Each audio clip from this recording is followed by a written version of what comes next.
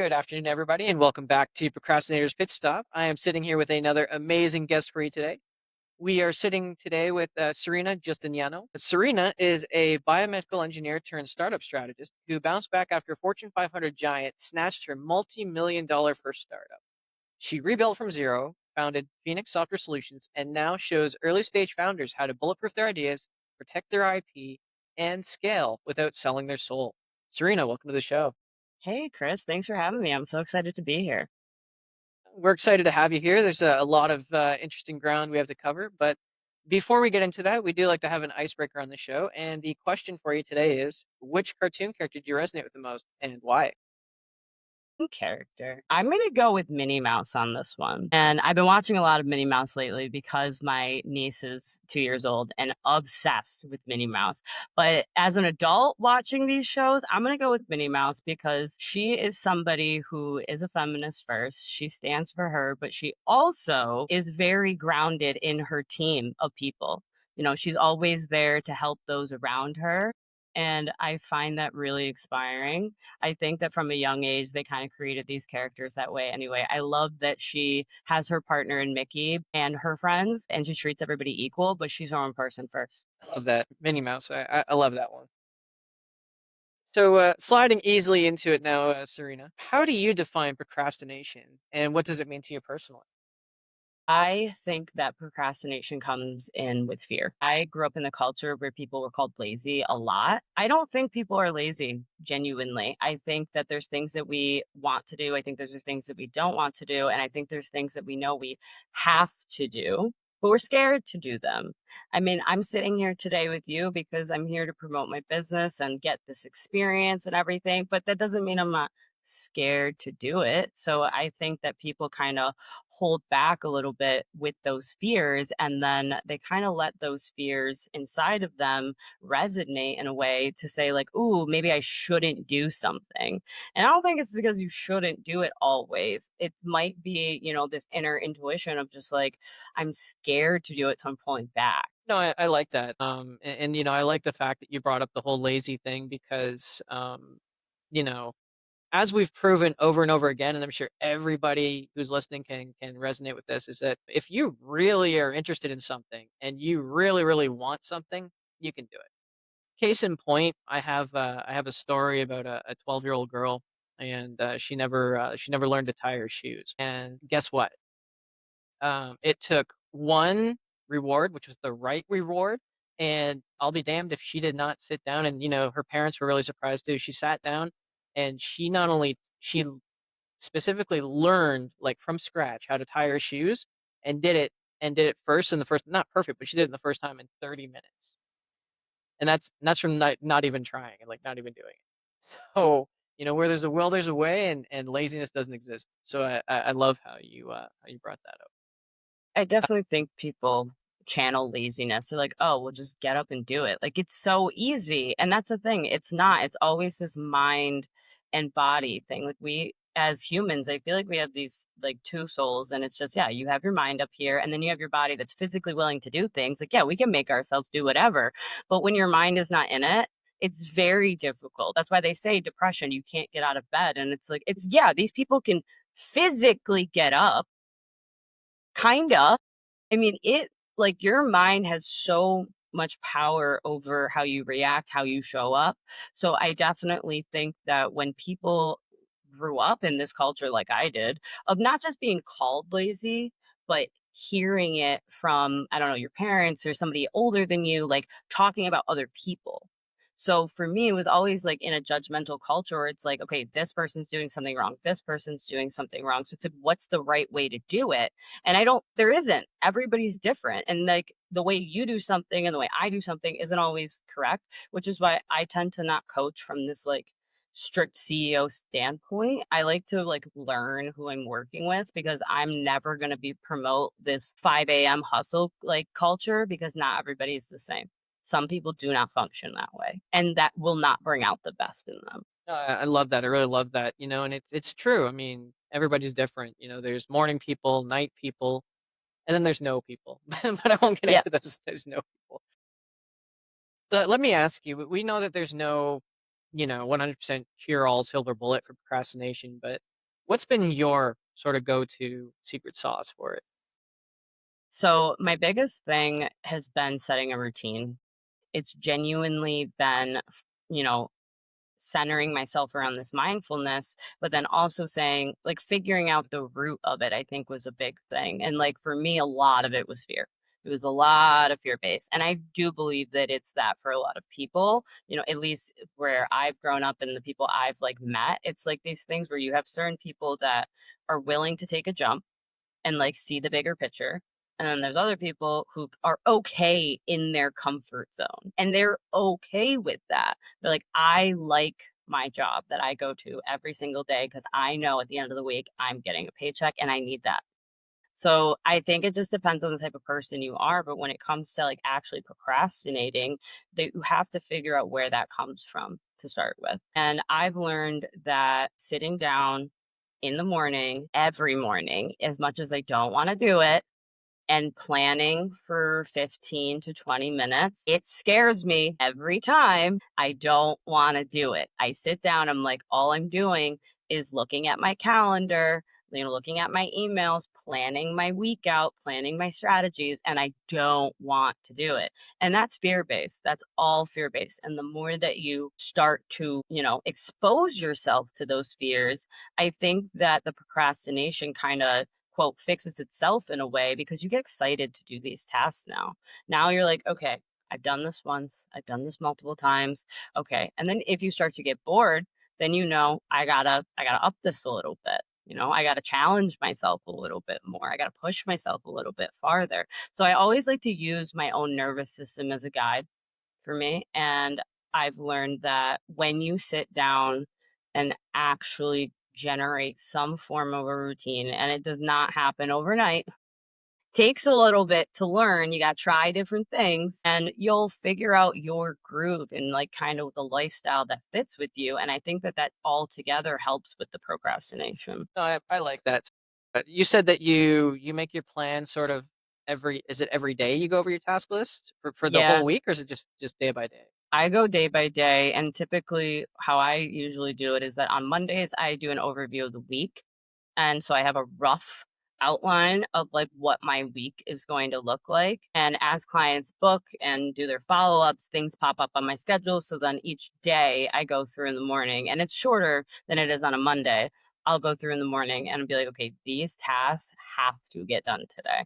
I never like to set myself up in a way of like, this is going to get done at this time unless it's a meeting, which is good because like my meetings kind of help me a little bit, like break through my day. I'm like, okay, I have a meeting at 11, I have a meeting at 3. In between those, what am I doing? I kind of set myself up in blocks. And that definitely helps. And being an entrepreneur, I think for me, it's the lifestyle that I learned I needed. I grinded in the 9 to 5. And even before the 9 to 5, I mean, I was in healthcare clinically. So all through school, I was working 16-hour shifts, overnights, like literally killing myself. And then in the back of my head, thinking that I'm so cool because I could do this. And I'm like, yeah, how long can you do this for? And that really tends to hurt you eventually. But when it comes to setting myself up, it's just having that time and that freedom. I need that a little bit. I need that freedom to kind of figure things out my way. So I like scheduling myself in blocks. And yeah, I go every week in the morning. There's a task list for myself. Not necessarily a schedule, but a task list. I like that. I definitely like that.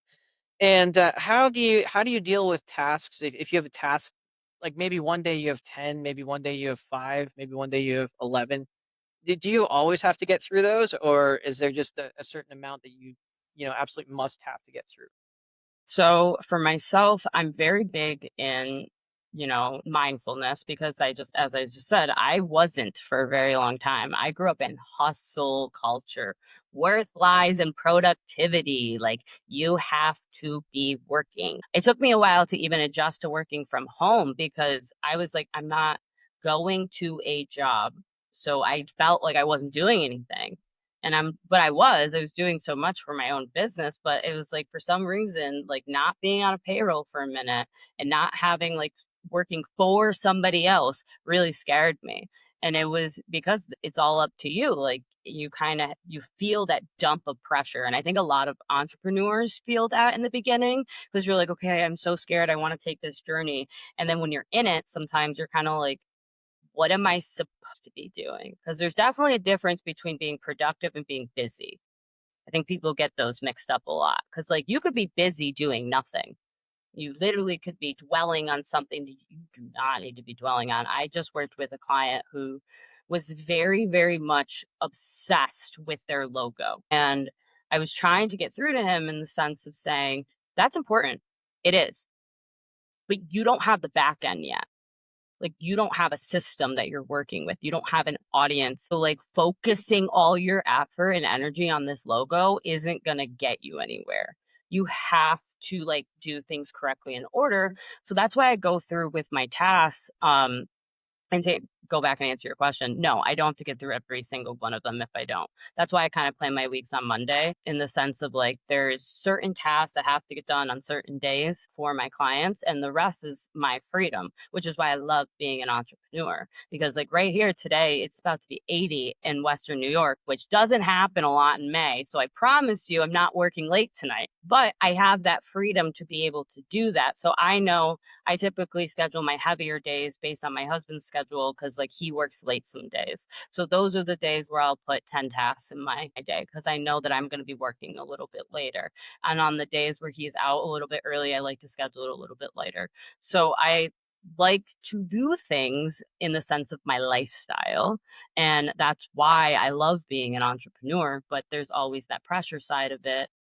So that's why I do you have to organize yourself and you have to do things in like a task format. At least that's how my brain works. I love that you brought that up, that whole busy versus productive, or this what did somebody else call it? They called it production guilt, but Yeah. we are human beings. We're not human doings. So, and again, this is controversial and I say this, I'm a procrastination coach, but I mean, even if you're not doing anything, you're still serving a purpose, right? And that's kind of the hard balance to kind of strike because some people kind of lean into that way too much, but I mean, your value as a human being doesn't rely on your output, which I think is the most important thing for people to kind of understand. Um, you also mentioned that when you're working sometimes with clients, you like to understand who they are and really what they are. So does that involve like making a routine is hard, right? So do you help with like habit stacking or like ritual stacking or anything like that?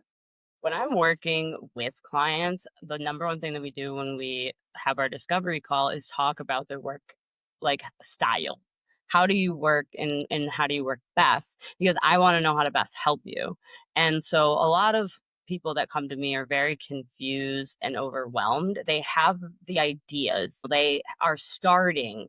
They just are like, where do I go? Like they have it all up here. So I like to call I'm a brain dump person. I'm very good at taking in a lot of information at once, and it's all doing it up here. And I'm strategizing, and then I take that strategy and put it on paper for them so they can kind of see what their plan is, like what they're thinking.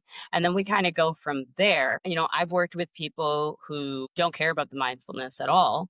And I always try to bring that in just a little bit because I do not coach hustle culture. I do not support hustle culture. I genuinely believe that your tasks throughout your day, and you said it before, balance. It's all about balance. So, like, my tasks include my self care. Like that's just I have to plan it in or else my brain gets so focused into one thing. And that's why I go into block scheduling and that's why I kind of need a more open and flexible planning time because things do change. It's not so structured, but it's just there's tasks that you have to do, there's things that you can do, and then you just kind of have to plan from there. Um, I'm not sure if that 100% answered your question. I Actually, can't it, hear you. it does. Sorry, you were muted for a second. No, I got it. No, it does answer the question. Um, actually, the one thing that I was wondering is, um, are you a proponent then, I guess, for buffers, for like planning buffers? Because this has been a unique subject, and I want to get your take on it because the people I work with generally have a little resistance to this, Okay. but it is actually scheduling in buffers. Like If you know that you're going out on an errand or something, then and it's only going to take an hour, schedule in like don't put a back-to-back meeting right after that. People are resistant to that. Every single one of my calendar scheduling has buffer time. That's crazy. You have to. I can't jump from call to call. That's nuts. No, I do. I have a buffer time in between everything because I kind of need to like wrap things up. So I give myself an hour after any client call. I just took my dog to the vet today and I gave myself 30 minutes before and 30 minutes after because I was like, I can't. Because then when we scheduled this pod, like, there that wouldn't have worked. So you kind of have to have that time in between to set up to, give yourself a minute.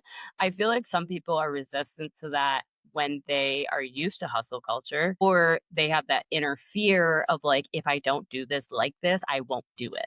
I hear that a lot from people. They're like, if I didn't do this right away and I didn't sit down and I didn't work on this for 8 hours, I would have never done it. And I'm like, no, that's not true. That's not true. You did it. You just did it in a very crazy way that makes you not like it. I was like, I split my tasks up so I don't feel so overwhelmed, I guess, by one thing. Like, my business runs on multiple different avenues. And when I say that, every entrepreneur will understand this in the sense of, I have marketing and advertising time, which is why I have social media and like what we're doing here and this and that. I have education time, I have planning time, and I have client time. So, like, there's a lot of different steps to this business. And if you do everything all on one day, like, I've been making a business course for the last month. I could have gotten it done in a week.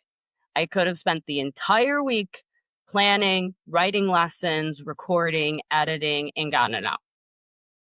I didn't feel that that was going to be the best quality product that I could give somebody, given that my brain is going to be fried from that. I am ADHD. I don't like working on the same thing for so long. I get very bored. And then my work tends to like lag from that because I'm like, oh, is this done? And I don't ever want this ugh feeling. I had that in my 9 to 5 so much. Like, counting down until the clock, struck whatever time so you could clock out or till lunch or to go home. And then you're like, to go home do what? Like, I always thought that I'm like, what are we rushing to? So I like to enjoy the tasks that I do. I started this business because I like it. Like, I enjoy what I'm doing. Normally, entrepreneurs do not put themselves out there for a career that they do not like. You're definitely putting yourself out there in something you enjoy doing. So I want to enjoy the task, and that doesn't mean that I'm not human and I don't get tired. So if I sat there for an entire week creating this business course, I would have hated the course. So when by the time I went to teach it and actually need to be like lively and get people's attention, I wouldn't have been great at that. I just would have been very forced. So that's why I was like, why am I forcing this to be done in a week so I can get it out there for what? To have no sales because you're not marketing yourself and because you didn't show up as your best self? It's one of those things where it's kind of risk versus reward. And I think some people think get it done, get it done, get it done. And for me, I had to learn wait, wait a little bit. Like, do it slowly, do it right. Don't try to skip steps. So if you want to do something, I have like 7 tasks or 7 projects right now going on. And each one gets done every day, a little bit of it. And I split it up that way. So I'm not bored in what I'm doing. No, I love that, splitting it up and making sure that you're good. And I mean, it also gives you a chance to sort of quality check too as you go, right? You could be like me. I mean, I used to do some short videos and I used to do like 20 of them in one sitting. And it's like, I didn't even remember what I did after that. Just, they went out and that's it.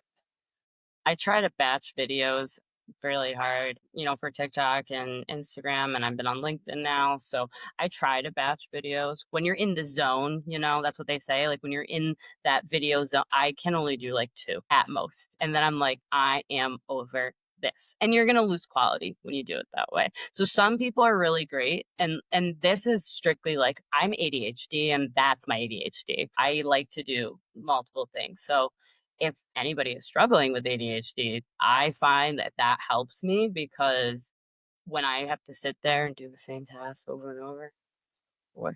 I like different projects. I like different people. No, I definitely like that. And let me ask you something that's sort of related to that. Okay. So when you make strategies for people or when you have a strategy in general, how important is it that you do certain things all the time? So, like you said, maybe you only like doing 2 videos, but you can sit down and you can crank out 1,000 articles and with no problem. Do you stick to the strategy, making the amount of videos you need to make and the articles you need to make, or do you focus going heavy on what you're good at and just do that consistently? And that would be kind of in lieu of the other strategy. I don't know if I made sense there. No, it makes sense. For me, my personal value is to never strike away from things that I'm not good at. I am not here to pretend that I'm better than anybody else. I'm new at this and I feel that I have a voice to share things and I know that I have talents to give. I've worked with many clients now and they've reassured me of that fact. So it's really good to feel that.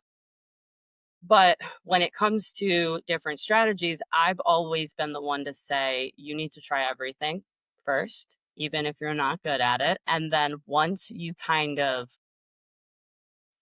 I say it takes a couple of months to really like figure out the correct strategy for you. And when you do find that strategy that you just, there's one for everybody that you just kind of soar in, then I always say go heavy on that, but also still step into your uncomfortable zone. Because I think it goes back to me being bored, because like I get bored very easily. I had my old engineering job, and I remember starting in about a month, I was over it.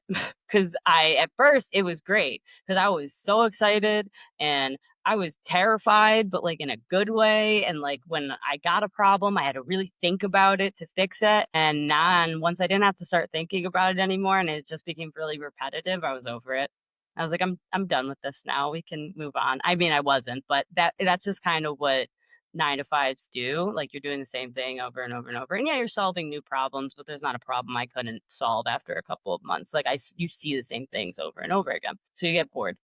But you always need to like go back to the things that you aren't the best at, which is why like I'm here today. Like there's definitely times where I am like I'm not the best at public speaking. I'm not the best at, you know, doing these type of things. I get anxious. I have social anxiety tremendously.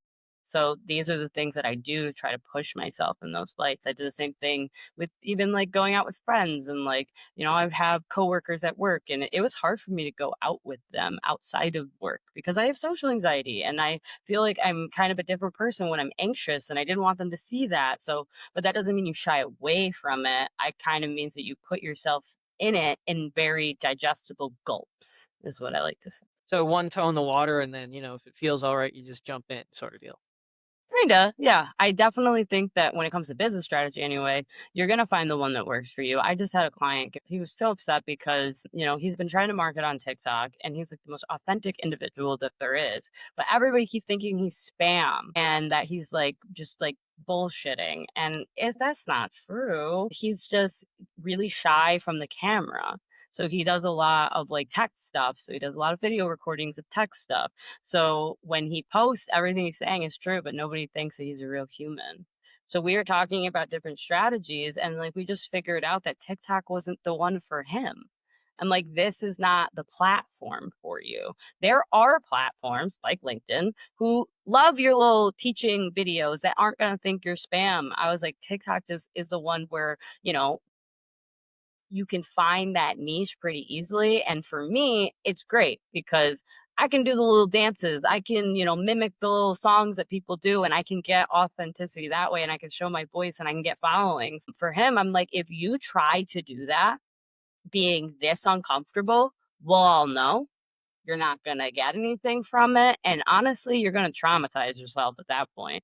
There's different things that you could do. So we talked about strategies for him of like, why don't we hop on a call and do like a mock podcast in the sense of like then you can post these clips and you could share your authentic voice. He has such a hard time just talking to the camera. He's like, I need somebody to talk to. And I'm like, all right, let's hop on. I will ask you the questions you want me to ask you. Like there's different things that you could do. Or I'm like, "Hey, go on Loom. I'm like, just put your face in the corner. I was like, just in the corner. So that way we can at least see that you're a person that you're not scamming anybody, and post that. I was like, this like the same thing that you're doing. So just tweaking little things. But like for him, he's like, I'm seeing you on TikTok, I'm seeing other people, and like I'm not doing that. So he thinks he's wrong. And I'm like, no, you're not wrong. That's just not your style. And if you try to do not your style, we're going to see it. We're going to know. But that doesn't mean I said delete your TikTok. It just means I'm like, don't focus on it so heavy. Like, we'll do a video, we'll take some clips anytime that, you post something, just like a quick little, this is what I've been working on before the video drops, and then post your screen recordings of what you're actually doing. On TikTok, it's all about authenticity. So they got to see your face. Instagram is a little bit different. Facebook is a little bit different. LinkedIn is a little bit different. So you kind of have to adjust your strategies based on that. And that's how you should pick your platform. And I don't think that everybody should market on every single platform. I think that that causes a lot of overwhelm unless you're in the position and ready, understanding your back ends to automate your entire business. I also don't think people should automate their business in the beginning either. And that gets a lot of controversial. People are like, what do you mean shouldn't automate your business? And I have my reasons. I have my reasons.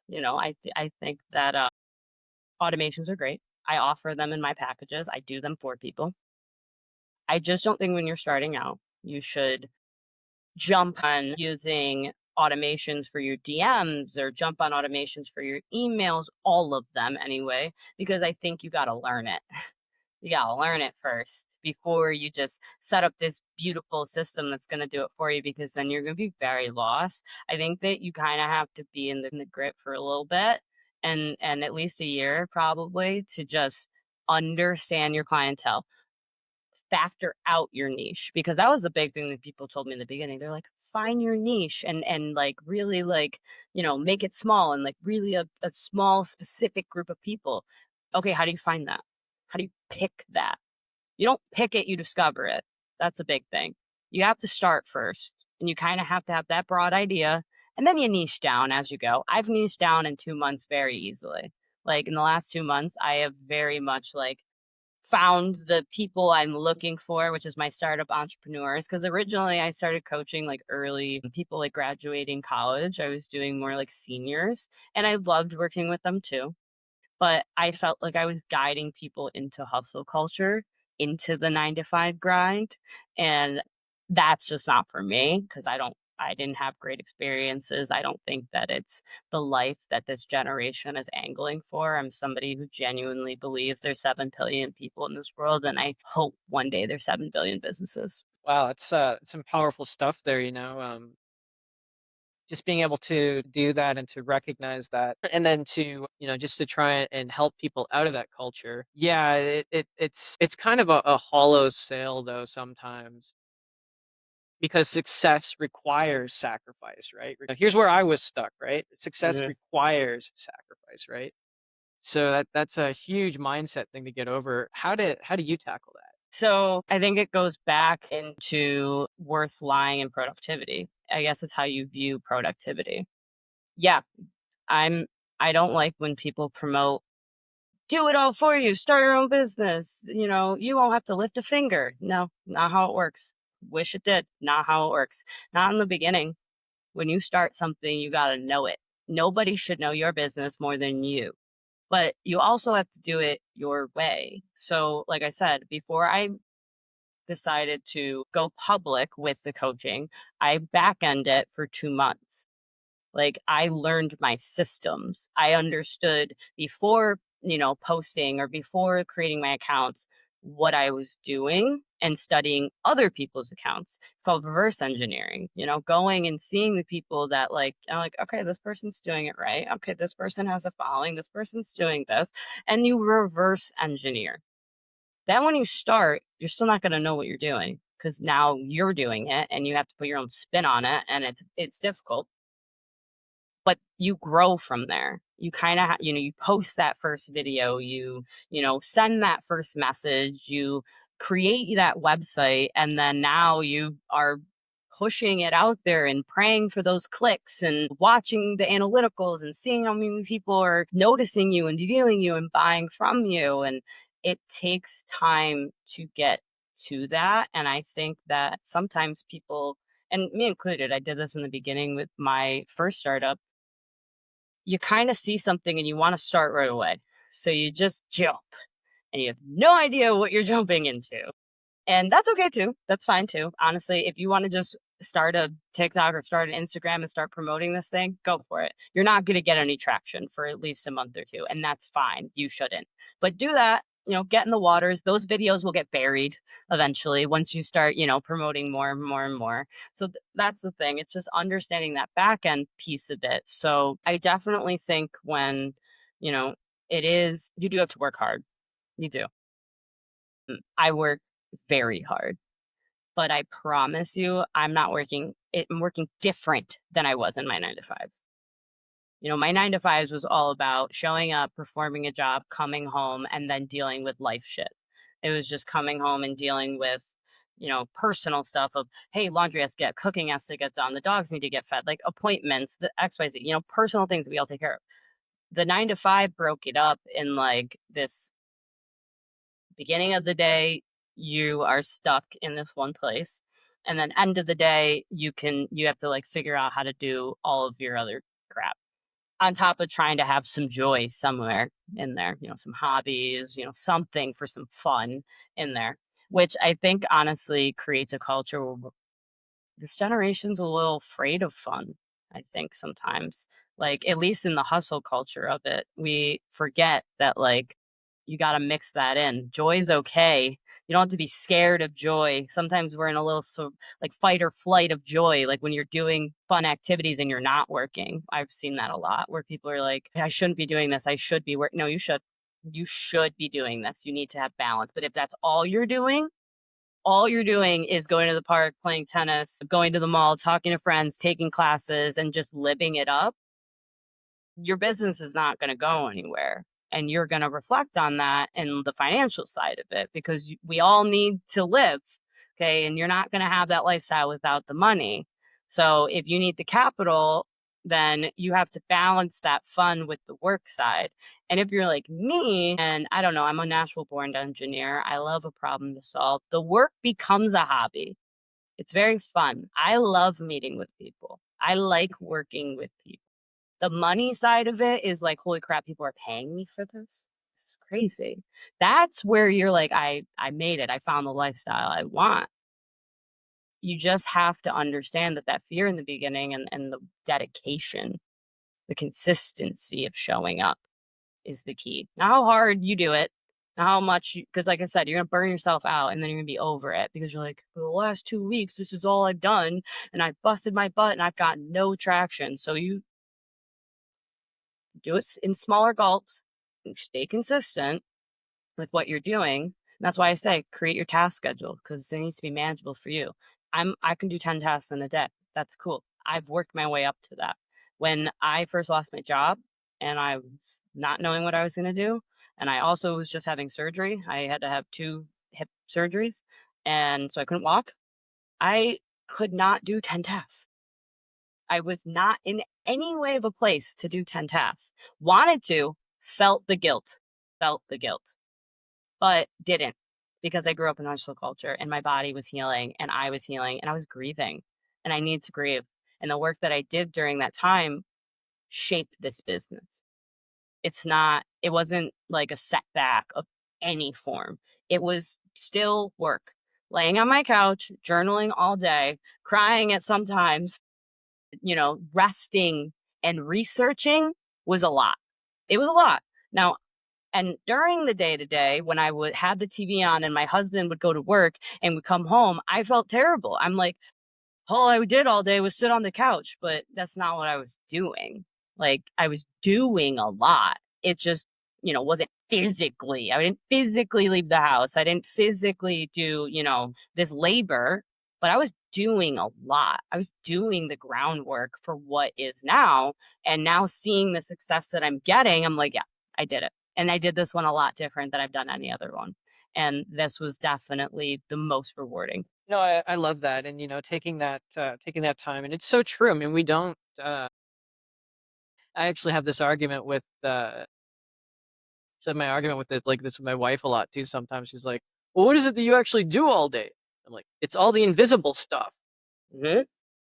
Like, All the you know, invisible stuff. it's all the stuff, like you said, you didn't physically leave the house, but, you know, I bet that there were things that happened, like phone calls, or there were, you know, things that you did online, right? Just things that aren't visible. And, you know, that can be an issue when we're looking for motivation is I did all this stuff. There's no tangible result. Like, how do I reward myself? How, did you do anything to celebrate those little wins that you got done during those days? Or I think one of the biggest things that I did to reward myself was to learn and accept that I'm not a machine and that I don't deserve the right to rest. I earn it as a human being. It's your birthright to rest and have joy, eat, reset.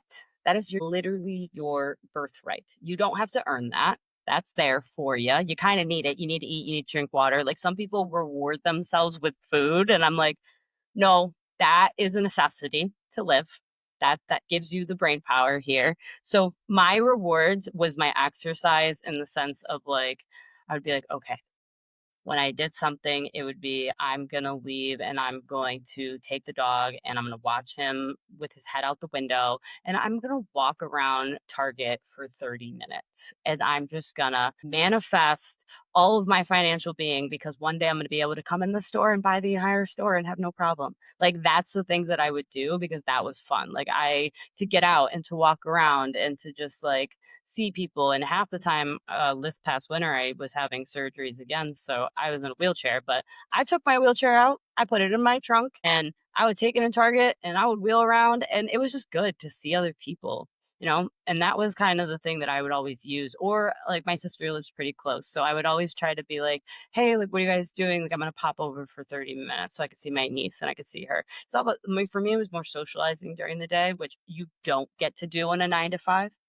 Like, that was my biggest those were things that were rewardful or because you don't get to do that when you're trapped in a building all day long, like I was from all of my jobs, going out on your 30-minute lunch break and rushing through traffic to get a coffee was not, like, relaxing or rewarding.